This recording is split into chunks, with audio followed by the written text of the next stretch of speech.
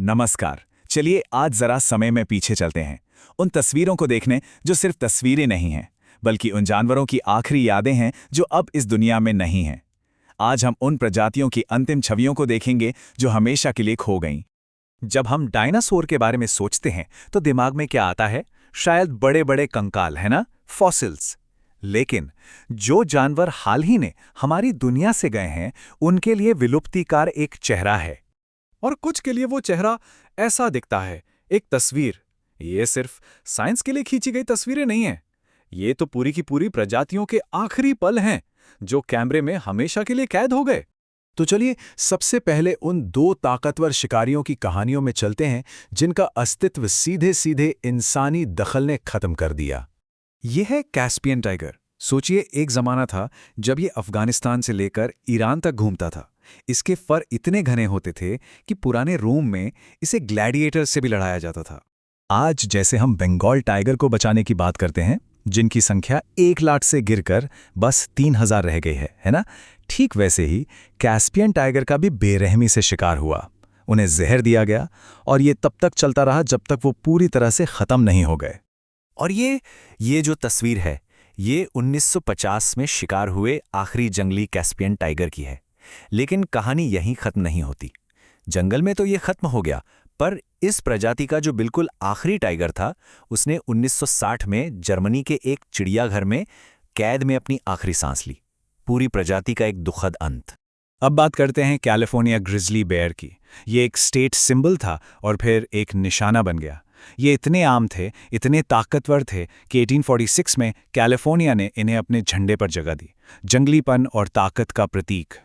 और ये टाइमलाइन देखिए, ये बताती है कि कितनी तेजी से सब कुछ बदल गया।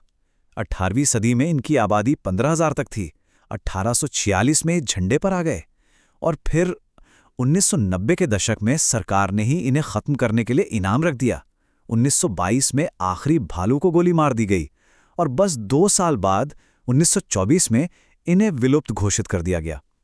मतलब एक प्रतीक से एक याद बनने में कुछ दशक ही लगे।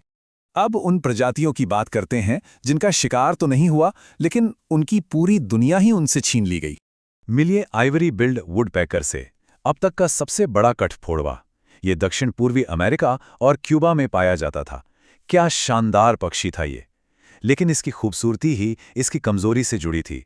इसे जीने के लिए कुछ बहुत खास चीजों की जरूरत थी।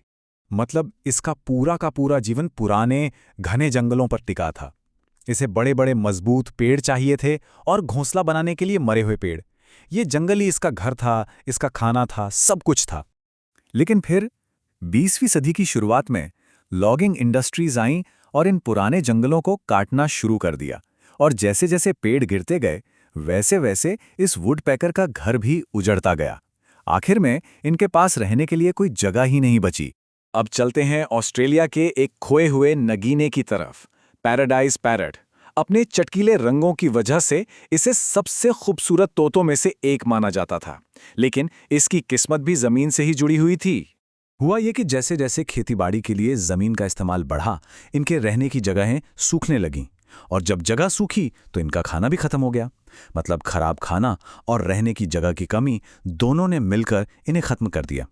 और ये जो तस्वीर है 1922 में ली गई, यही इस खूबसूरत पक्षी का आखिरी ज्ञात रिकॉर्ड है। चलिए अब विलुप्ति के पन्नों से दो सबसे दर्द भरी, सबसे यादगार कहानियों को देखते हैं। यह है ग्रेट ऑक, उत्तरी अटलांटिक का एक शानदार पक्षी। पानी में तो ये कमाल का तैराक था, एक शिकारी, लेकिन जमीन पर ये उड़ नहीं सकता था। और यही बात इसे इंसानों समेत दूसरे शिकारियों के लिए एक आसान निशाना बनाती थी। और इनकी इस कमजोरी में एक और चीज जुड़ गई जिसने सब कुछ खत्म कर दिया। ये नंबर 1। ये साल में सिर्फ 1 अंडा देते थे। सोचिए, इतनी धीमी प्रजनन दर और ऊपर से अंधाधुंध शिकार। ये तो एक तरह से मौत का फरमान था। जिस तेजी से उन्हें मारा जा रहा था, उस तेजी से वो अपनी आबादी बढ़ा ही नहीं सकते थे। शायद विलुप्त होने की सभी कहानियों में सबसे दिल तोड़ने वाली कहानी है क्वाई-ओ-ओ की। इसकी कहानी किसी तस्वीर से नहीं, बल्कि एक आवाज से खत्म होती है। ये रिकॉर्डिंग अपनी तरह के आखिरी नर की अकेली पुकार है, जो एक ऐसी साथी के लिए गा रहा था जो अब इस दुनिया में थी ही नहीं और जो कभी जवाब नहीं दे सकती थी। ये जो गुजरे जमाने की कहानियां हैं, या सिर्फ दुखद किस्से नहीं हैं।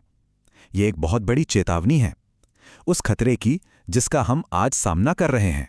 वैज्ञानिकों का मानना है कि आज प्रजातियों के खत्म होने की जो रफ्तार है वो कुदरती रफ्तार से 1000 गुना ज्यादा है।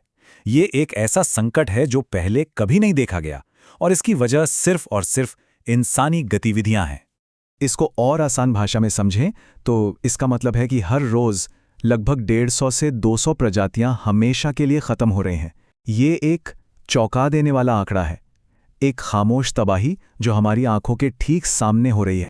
तो जब हम इन भूले बिसरे जानवरों की आखिरी तस्वीरों को देखते हैं तो एक सवाल खड़ा होता है, एक बहुत ही गंभीर सवाल कि इस वक्त ठीक अभी किसकी आखिरी तस्वीर खींची जा रही है, और क्या हम कुछ करेंगे इससे पहले कि वो भी बस एक याद बनकर रह जाए।